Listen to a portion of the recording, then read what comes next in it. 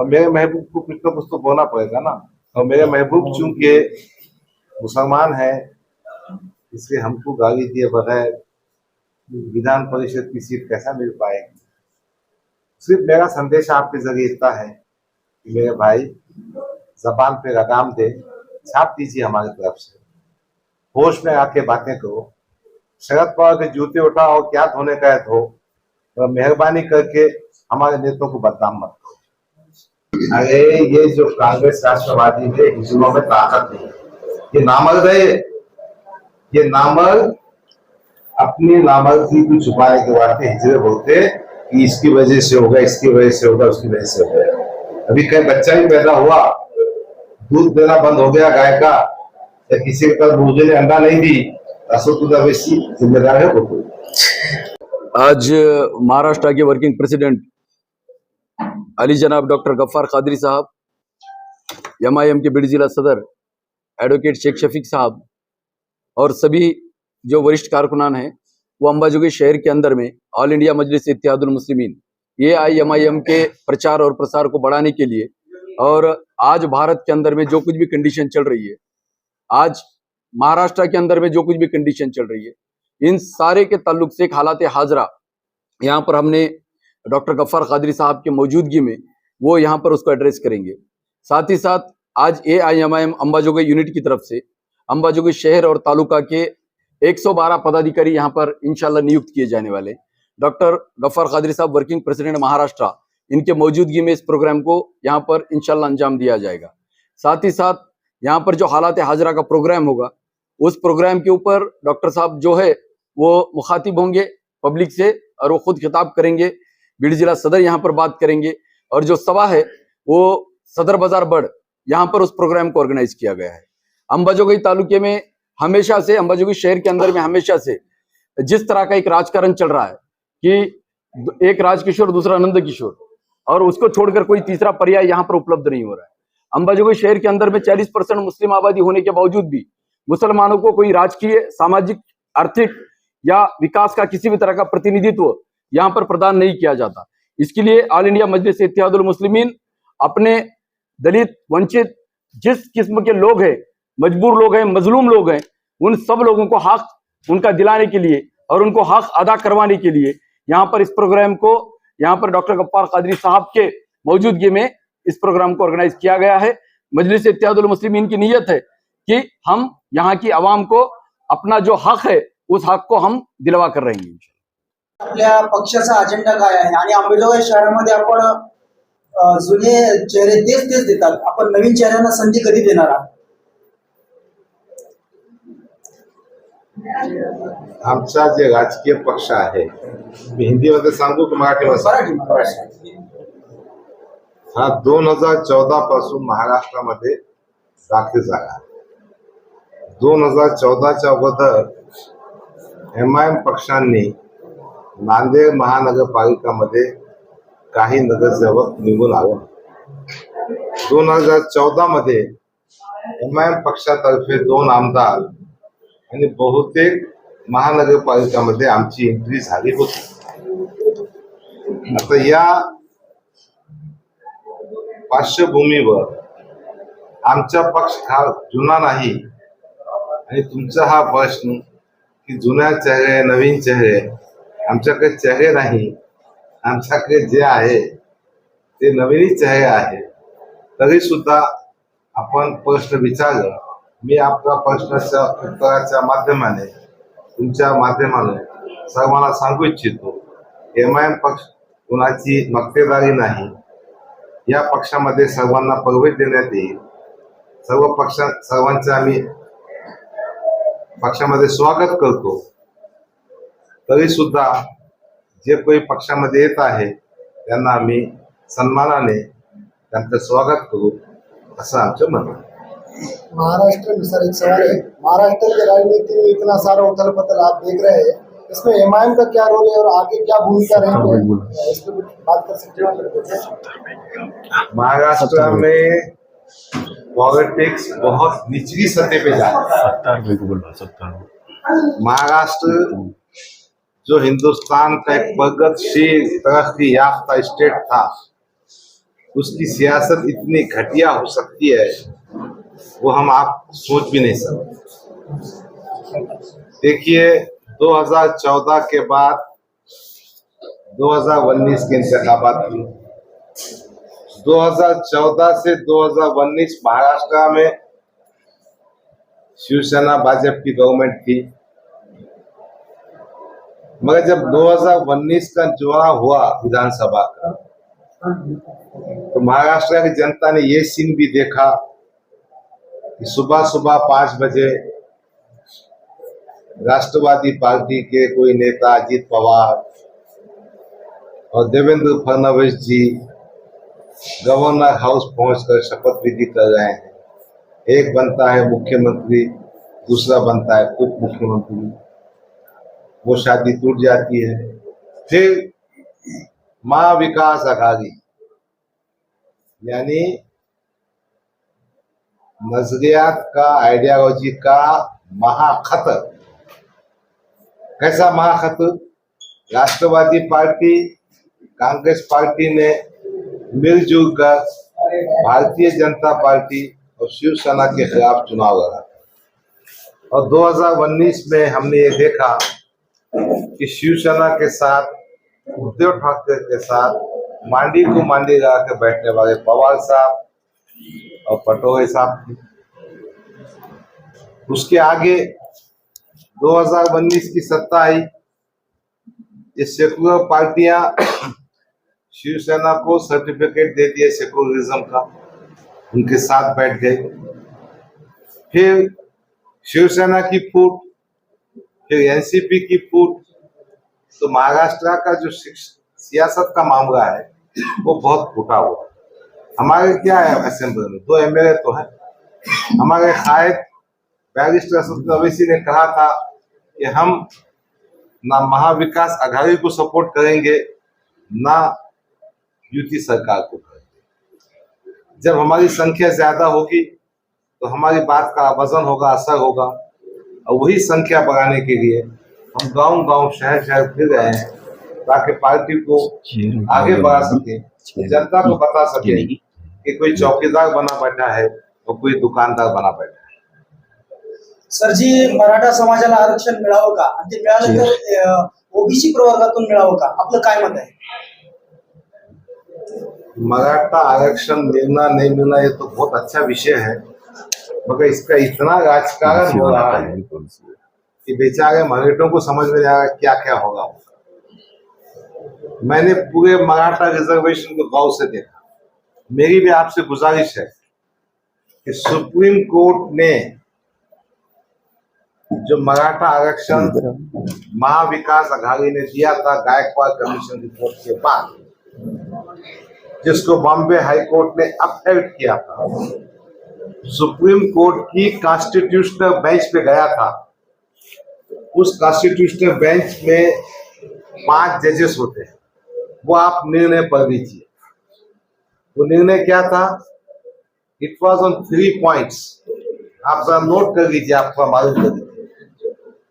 मोदी सरकार ने अपने कॉन्स्टिट्यूशनल अमेंडमेंट के जरिए 103 नंबर है उसका, 103 कॉन्स्टिट्यूशनल अमेंडमेंट, उसके जरिए उन्होंने रिजर्वेशन देने के पावर्स पार्लियामेंट के पास ले लिए हैं, और जब तक प्रेसिडेंट ऑफ इंडिया रिजर्वेशन नहीं देगा कोई रिजर्वेशन मिल नहीं सकता।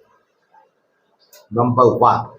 नंबर 2, 50% का जो सीलिंग है उसके आगे रिजर्वेशन जा नहीं सकता। नंबर 3, आपको ये बताना होगा कि मराठास सोशियली, पॉलिटिकली, एजुकेशनली इतने बैकवर्ड है कि for them reservation is must. ये 3 पॉइंट पे रिजेक्ट हुआ। अब महाराष्ट्र गवर्नमेंट बीजेपी की है, सेंटर की गवर्नमेंट बीजेपी की है। अगर ये ईमानदार है तो अभी 18 सितंबर को मोदी साहब पार्लियामेंट में देवेंद्र फडणवीस साहब जाकर बैठ जाना चाहिए और ये मांग करना चाहिए कि भारत की पार्लियामेंट में गायकवाड़ कमीशन के आधार पर रिजर्वेशन दिया जाए। मराठों का तो खेल खंडोबा कर देगा ये, यानी रिजर्वेशन कैसा मांगना मालूम ही नहीं। और दूसरी बात यह है, मराठा समाज बहुत बड़ी संख्या में, उनको भावनात्मक करके उनके जज्बात का फायदा उठाने के लिए दोनों पार्टियां, महाविकास आघाड़ी हो या ये युति की हो, देवेंद्र फडणवीस जी, अजीत पवार जी और उनके सीएम साहब की, वो कोई संजीदा नहीं। तो मराठा को आरक्षण मिलना है नहीं मिलना, गायकवाड़ कमीशन की रिपोर्ट है, पार्लियामेंट में पास होना चाहिए। हमको मराठा रिजर्वेशन के बारे में कुछ नहीं कहना है, हमको तो कहना है कि बॉम्बे हाई कोर्ट ने कहा था मुसलमानों को 5% रिजर्वेशन मिलना चाहिए, हुकूमत ने उस पर सोचना चाहिए। मजलिस इत्तेहाद मुस्लिमीन किसी के रिजर्वेशन के अगेंस्ट नहीं है, मगर हमको हमारा हक मिलना, उसके लिए हम जद्दोजहद करें। लोकसभा और विधानसभा जो आने वाली है, उसमें आप युति करके लड़ने वाले हैं कि अकेले लड़ेंगे? देखो भाई, हमारी तो इच्छा है कि सब पार्टियों के साथ जाना चाहिए, उन पार्टियों के साथ में जाना चाहिए जो बीजेपी और शिवसेना के विरोध में। मगर आप सच्ची दिल पे हाथ रख के बोले कि जितने भी पार्टियां हैं कब कहाँ जाएंगे कुछ समझ में आता क्या? पहली बात। दूसरी बात, हम तो इतने अछूत है कि कोई हमारे साथ में आने को डरता है। हमारे पास ये स्वाभिमान है, सेल्फ रेस्पेक्ट है। अगर कोई पार्टी जिसकी आइडियोलॉजी हमसे मिलती है अगर हमारे साथ में आती है, हम जाएंगे इंशाल्लाह। ऐसा कुछ इम्कान आज की डेट में तो कुछ दिखता नहीं है, आणि सध्याच्या परिस्थितीमध्ये असं काही शक्यता वाटत नाही। सध्याच्या परिस्थितीमध्ये सत्ताधारी विरोधक आपल्या दोन्हीही पार्ट्या म्हणजे दोन्हीही गट आपल्याला बी टीम म्हणून म्हटलं जातं। तुम्हाला नेमकी एमआयएम बी टीम कुणाची आहे? तुम्ही हा निष्कर्ष का काढला की आम्ही बी टीम आहे?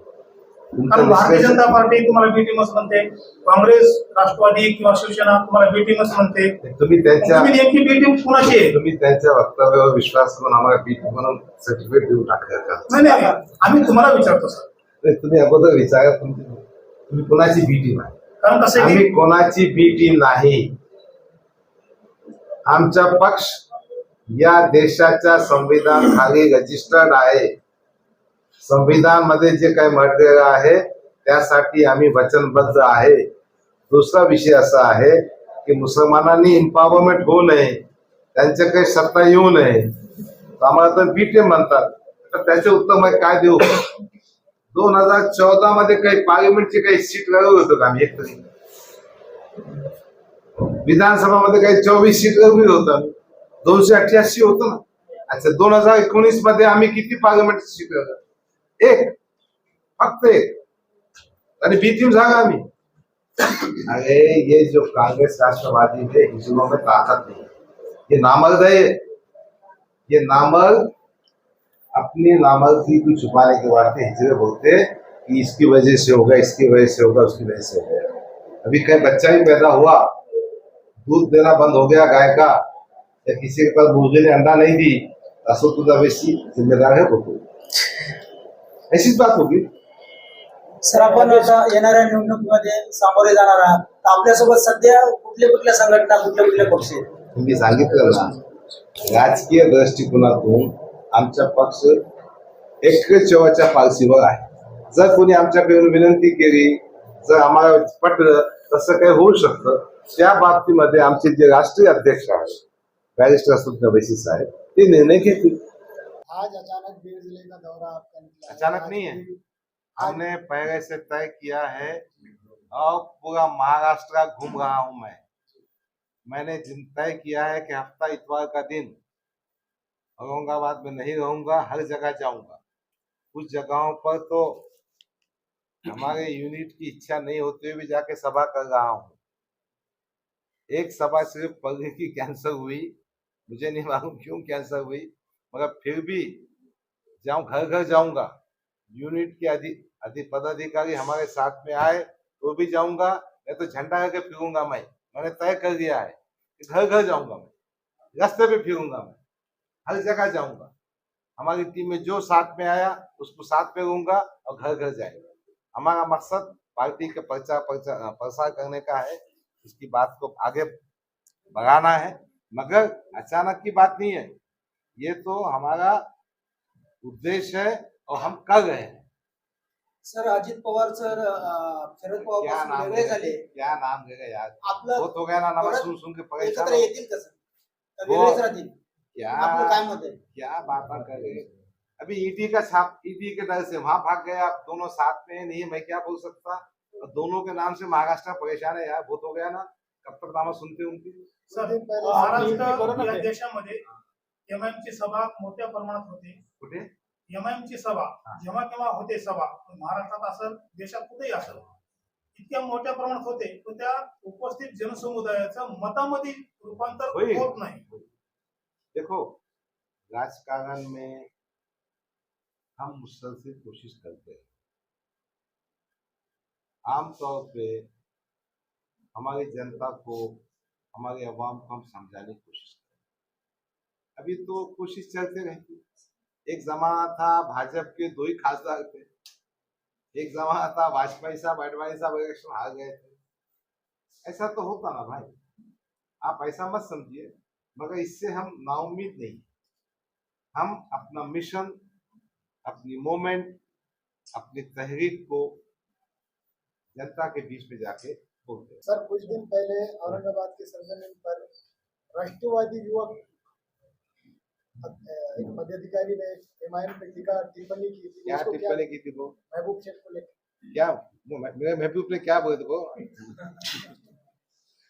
मेरे महबूब ने क्या कहा था वो? उसके ऊपर टिप्पणी की थी। आप खुल के बात कीजिए, मैं जवाब देता हूँ। तो आपने सुनाई होगा ना सर? नहीं, मैंने सुना, मुझे बताइए क्या टिप्पणी थी उनकी? असाव अकबरुद्दीन आदिसी साहब जो 15 मिनट तो ये दहशताना बातें उसको लेके कोट किया था। देखिए, 2 बातें, एक भड़काऊ वाला मामला या अकबरुद्दीन अवैसी का वो भाषण, 15 मिनट का मौका दो और पुलिस हटा दो, जो मीडिया में बहुत गाजा था, और मीडिया ने उनको कन्विक्शन भी दे दिया था और जेल में भेज दिया था। वो मामला कोर्ट में चला और कोर्ट ने दूध का दूध पानी का पानी कर दिया, और कोर्ट ने उनको उसमें से क्या कर दिया, भाई साहब बरी कर दिया, एक्सोनरेट कर दिया, एक्विटर कर दिया। अब वो विषय कहाँ बाकी बचा? अब महबूब साहब अगर भारत के चीफ जस्टिस ऑफ इंडिया बन गए होंगे, उनको बोला भाई तुम फैसला दे दो। अब देखो, जिन बातों को कोर्ट ने तय कर दिया, उस बातों में हम क्या कहेंगे? क्लीन चिट हो गया, मामला एक्विटर हो गया। मैं समझता हूँ वो जमाना हो के भी 2 साल हो गए। मैं असद भाई के मकान गया था और हमने साथ में खाना भी खाए थे, मैंने, अकबर भाई ने, असद भाई ने। बस वो उसके बाद में वाकया है, 2 साल हो गए। Magistrate at the session court has acquitted him, and once he has been acquitted, matter does not remain. और मेरे महबूब को कुछ ना कुछ तो बोलना पड़ेगा ना, और मेरे महबूब चूंकि मुसलमान है, इसलिए हमको गाली दिए बगैर विधान परिषद की सीट कैसा मिल पाएगी। सिर्फ मेरा संदेश आपके जरिए इतना है कि मेरे भाई, जबान पे लगाम दे, छाप दीजिए हमारी तरफ से, होश में आके बातें करो। शरद पवार के जूते उठाओ, क्या धोने का है धो, और मेहरबानी करके हमारे नेताओं को बदनाम मत करो।